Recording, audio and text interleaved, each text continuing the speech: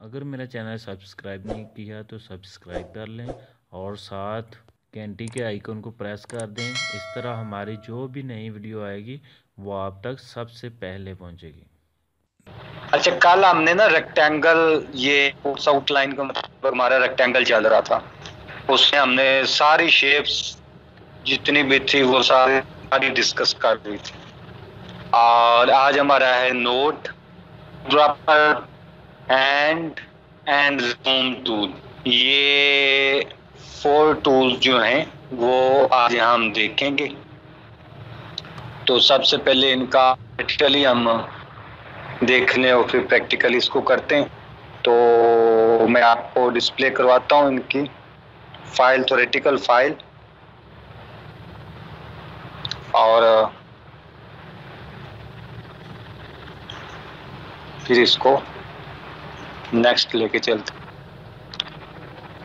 अच्छा स्टूडेंट, आज का हमारा जो टॉपिक है वो तो सबसे पहले नोट्स, यानी आपने एक डिजाइन बनाया और डिजाइन बनाने के बाद आपने उसे, वो डिजाइन पीएसडी की सूरत में किसी को सेंड करना है, ठीक है ना।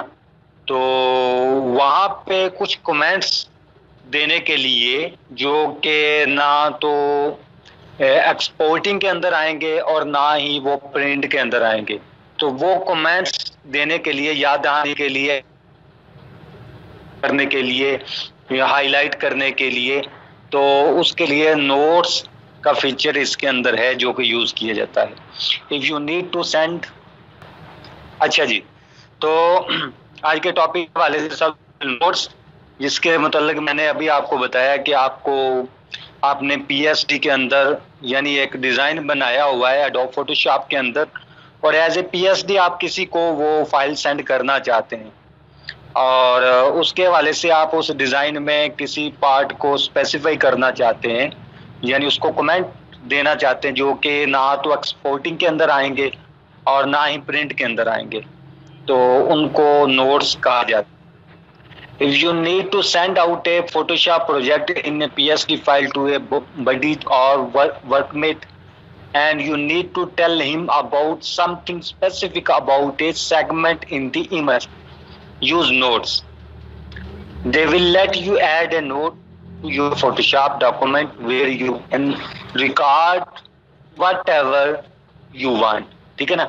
और ये एक नोट होता है कि जो कि आप उसको स्पेसिफाई करना चाहते हैं, तो इस फीचर्स टूल को यूज किया जाता है। टूल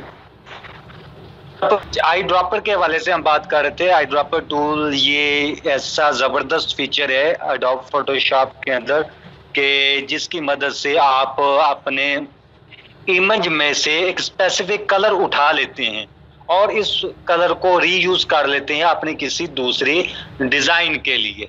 तो ये आई ड्रॉपर की मदद से हम ऐसा कर पाते हैं। उसके बाद जूम टूल है। जूम टूल के अगर आपने अपने इमेज को, अपनी स्क्रीन को जूम इन करना हो, जूम आउट करना हो, बाय डिफॉल्ट 100% पे रखना हो या इससे ज्यादा करना हो, कम करना हो, जूम इन जूम आउट, तो ये इस टूल की मदद से देखते हैं। उसके बाद हैंड टूल है। हैंड टूल से क्या करना होता है कि अगर आपने जूम इन किया हुआ है अपना इमेज जो कि बहुत ज्यादा आपकी सामने स्क्रीन से भी बाहर निकल गया है, तो उसका स्पेसिफिक एरिया आपको स्क्रॉल करना हो तो हैंड टूल इसमें बहुत ज्यादा हेल्पफुल होता है। When you are working really zoomed in, you are going to need to move around in some way, and the navigator is not always the best option available. For these occasions, we have the hand tool, which allow you to easily move back and forward through your image. ठीक है, तो ये था आज का हमारा theory के हवाले से। तो चले हम इसको प्रैक्टिकली भी देख लेते हैं। तो मैंने एडोब फोटोशॉप को ओपन कर दिया। जैसे ही ओपन होती है एडोब फोटोशॉप की स्क्रीन में आपको शो करवाता हूँ और वहां पे फिर हम प्रैक्टिकली इसको लेके चलते हैं। ये स्टूडेंट, मैंने आपको एडोब फोटोशॉप की स्क्रीन अपनी डिस्प्ले करवाई हुई है। आई होप कि आपको शो हो रही होगी।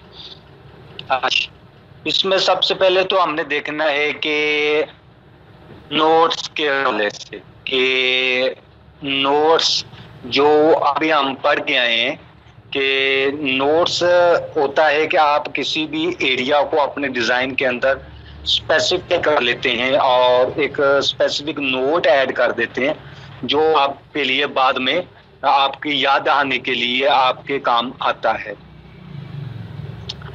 ठीक है, तो इसमें वो पहले नोट ही को स्टार्ट करते हैं। तो आप आ जाएं यहाँ पे अपने टूल बॉक्स के अंदर, और टूल बॉक्स के अंदर आप देखेंगे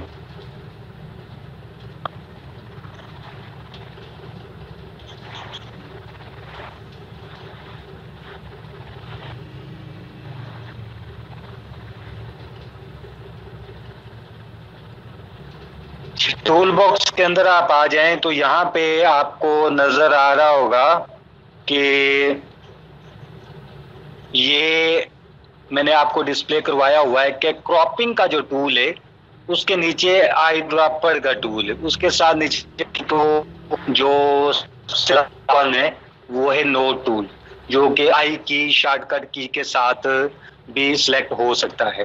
तो इस नोट टूल को नेक्स्ट है जो हमारे पास टॉपिक वो है जूम टूल। जूम टूल के आप देख रहे हैं कि ये जो मेरी विंडो है इसका जूम जो है वो मैंने फिट किया हुआ है स्क्रीन के साथ। वो कैसे कि यहाँ से मैं मूव टूल लेता हूँ, मूव टूल लेके तो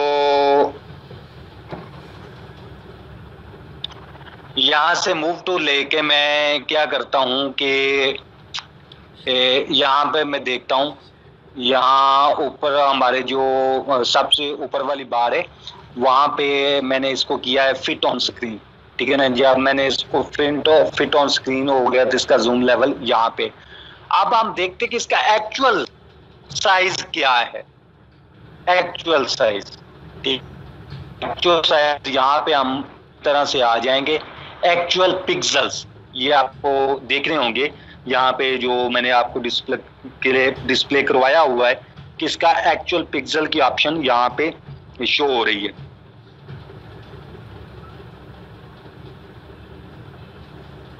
तो मैं इसको कर देता हूं ये एक्चुअल पिक्सल। ठीक है ना, ये मैंने इसको एक्चुअल पिक्सल कर दिया तो आप देखेंगे कि इसका जूम बढ़ गया है, जूम इन हो गया है, जूम इसका और मैक्सिमाइज हो चुका है। ठीक है ना, ये नहीं दोबारा से मैं रिपीट कर देता हूँ कि ये कहाँ से मैंने किया।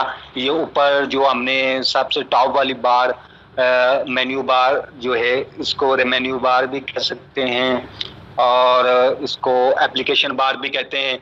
वहाँ पे मैंने यहाँ पे आके एक्चुअल पिक्सल पे क्लिक किया तो यहाँ पे इसका जो एक्चुअल साइज है इस इमेज का वो मेरे सामने आ गया। ठीक है ना, जो कि यहाँ स्क्रॉलिंग बार के जरिए जो कि मेरी विंडो से बाहर जूम इन हो रहा है। ठीक है, तो यहाँ पे ये स्क्रॉलिंग बार है, इनकी मदद से हम इसको वर्टिकली या हॉरिजॉन्टली इजीली स्क्रॉल कर सकता हूँ। ठीक है ना, तो अब हमने देखना है जूम टूल, यानी जूम टूल की मदद से यहाँ पे आप देखेंगे कि ये नीचे जूम टूल जी की शॉर्टकट की के साथ मौजूद है। इसको मैंने सेलेक्ट किया और ऊपर प्रॉपर्टीज के अंदर इसका प्लस वाला साइन जूम इन के लिए और माइनस वाला साइन जूम आउट के लिए। प्रॉपर्टी ऑप्शन बार के अंदर आप देख रहे हैं प्लस वाला साइन जूम इन के लिए और माइनस वाला साइन जूम आउट के लिए, यानी प्लस वाला साइन जूम ज्यादा बढ़ाता जाएगा और माइनस वाला कम करता जाएगा। तो प्लस वाला सेलेक्ट करके मैं इसको करता हूं क्लिक, तो आप देखेंगे कि ये जूम इन हो गया और ज्यादा। ठीक है, तो ये मैंने जैसे क्लिक किया था तो प्लस वाले साइन से तो ये और ज्यादा जूम इन हो गया था। ठीक है ना, उसके बाद माइनस वाला साइन लेते हैं। माइनस वाला साइन लेके मैं जैसे इसके ऊपर क्लिक करूंगा तो आप देखेंगे कि ये फिर ये जूम आउट हो गया, यानी ये इसका कम हो गया है, इसका स्कोप कम हो गया है। तो इस तरह से zoom in zoom out easily मैं कर सकता हूँ। इसके अलावा आप ऊपर देखेंगे कि ऑप्शन बार के अंदर मुख्तलिफ ऑप्शन भी हैं। Actual pixel, fit screen, full screen, print size. ठीक है ना, ये एक्चुअल पिक्सल में मैं क्लिक करता हूँ तो इसका जो एक्चुअल पिक्सल है साइज है वो मेरे पास आ गया। नेक्स्ट जो है फिट स्क्रीन, अगर मैं फिट स्क्रीन को करूं तो आप देखेंगे कि मेरी स्क्रीन पे बिल्कुल फिट हो गया है, ठीक है ना। उसके बाद फुल स्क्रीन, अगर मैं फुल स्क्रीन करूं तो आप देखेंगे ये कितना जूम इसका बढ़ गया है और ये किस तरह से इसने तमाम स्क्रीन को डोमिनेट कर लिया है, ठीक है ना। उसके बाद नेक्स्ट है प्रिंट साइज। प्रिंट साइज पे क्लिक करूं तो अब ये इसका एक्चुअल साइज वो है जो कि प्रिंटेबल है, ठीक है ना, जो प्रिंट होने के बाद आएगा।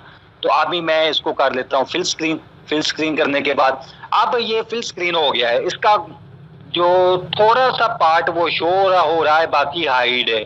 तो वो हाइड पार्ट हमने अगर देखना हो तो यहाँ पे स्क्रॉलिंग बार है नीचे, वर्टिकली और हॉरिजेंटली ये स्क्रॉलिंग बार, ये इनकी मदद से हम कर सकते हैं। लेकिन इसके अलावा जो आज हमने टूल उसमें देखा है वो हैंड टूल है। यहाँ पे आप देखेंगे टूल बॉक्स के अंदर तो ये हैंड टूल मौजूद है, ये इसको मैंने सेलेक्ट कर लिया, ठीक है ना। और इस हैंड टूल की मदद से इसको आगे पीछे मूव करता हुआ यहाँ से पकड़ के माउस के जरिए तो मैं इसको स्क्रॉल कर सकता हूँ बिल्कुल इजीली, ठीक है ना। तो ये हैंड टूल की मदद से ये मैंने स्क्रॉल किया और इसको आगे पीछे इस तरह से मूव करते हुए आगे पीछे तो मैं इसका जो हिडन पार्ट है वो सामने ला सकता हूँ। तो इस तरह से ये जूम टूल की मदद से। तो स्टूडेंट ये था आज का हमारा लेसन जिसके अंदर हमने 4 टूल्स देखे थे कि एक तो नोट्स और eye dropper tool, zoom tool, hand tool, ठीक है ना। आई ड्रॉपर टूल के हवाले से हमने काफी कुछ देखा कि किस तरह से हम एक कलर दूसरे कलर के ऊपर कॉपी करके लेके जाते हैं और किस तरह से हम कलर जो है वो पिक करते हैं, स्पेसिफिक कलर, जो कि बड़ा जबरदस्त फीचर है यहाँ पे एडोब फोटोशॉप के अंदर। तो आई होप कि आपको इसकी समझ आ गई हो।